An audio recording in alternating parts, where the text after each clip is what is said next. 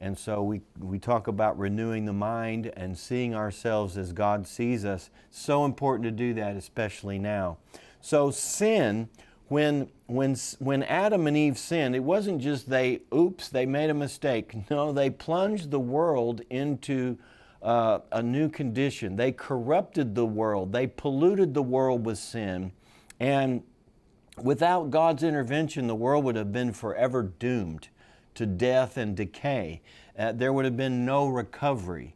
And for humans, we would have been eternally separated from God, and there would be no way to work our way back to God.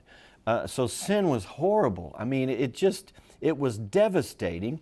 It had an effect on everything in creation, and we said this. I'm going to read one more verse. This is Romans 8:21 and 22. It says, "The creation itself will be delivered from the bondage of corruption into the glorious liberty of the children of God." Well, how did the world get into corruption? Because of sin. The world didn't sin. Creation didn't sin, but creation was put here for humanity, and humanity sinned.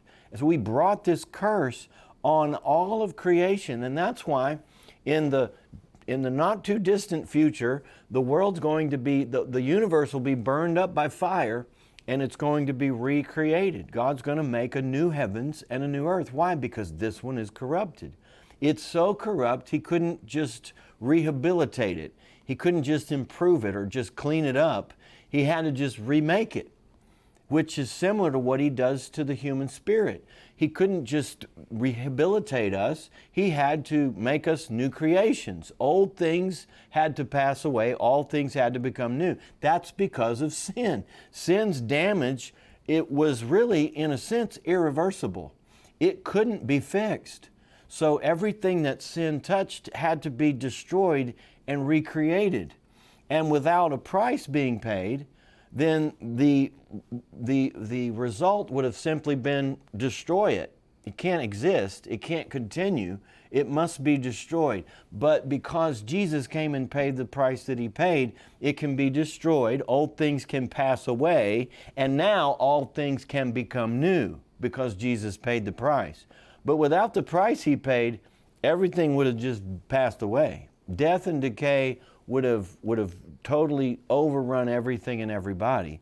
And you think it's bad now, but really, I mean, if the world was just left to itself, it would implode. The whole universe would eventually just become so corrupt it would just destroy itself.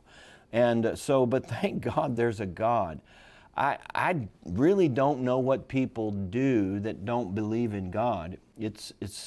And our God is a wonderful God. You know, I said this last time, but this is so true.